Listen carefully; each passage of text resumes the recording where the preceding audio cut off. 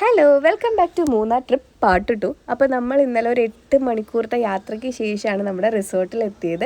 ആ വീഡിയോ നമ്മൾ മുന്നേ അപ്ലോഡ് ചെയ്തിട്ടുണ്ട്, കാണാത്തവരുണ്ടെങ്കിൽ പോയി കാണാം കേട്ടോ. അപ്പോൾ നമ്മൾ സ്റ്റേ ചെയ്ത റിസോർട്ടിൻ്റെ പേര് അരുവി എന്നാണ്.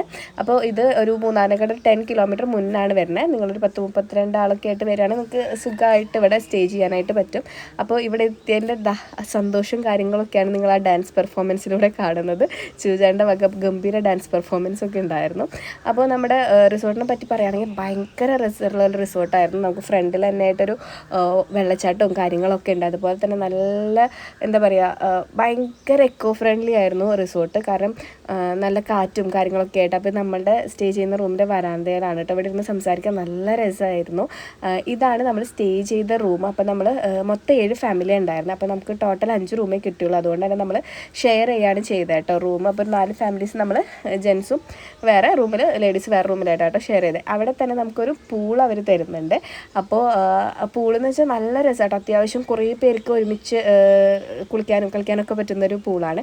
അപ്പോൾ നമ്മൾ മാക്സിമം അതിൽ എൻജോയ് ചെയ്തിട്ടുണ്ട്. റിസോർട്ടിൽ മെയിനായിട്ട് നമ്മൾ യൂട്ടിലൈസ് ചെയ്തൊരു സംഭവം പൂളാണ്.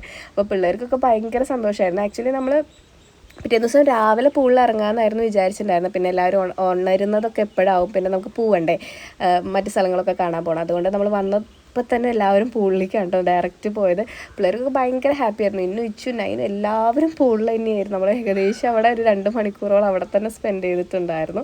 പിന്നെ ഇതാണ് നമ്മുടെ ഫുഡ് കഴിക്കാനുള്ള ഒരു ഏരിയ. അവിടെ നിന്ന് സെപ്പറേറ്റ് ആയിട്ടുണ്ട്. ഇതാണ് ഞാൻ പറഞ്ഞ വാട്ടർഫോൾസ് വരുന്നത്. ഇതിൻ്റെ കാഴ്ചകളൊക്കെ നാളെ രാവിലെ ഞാൻ കാണിച്ചു തരാം കേട്ടോ. അപ്പോൾ ബൈ.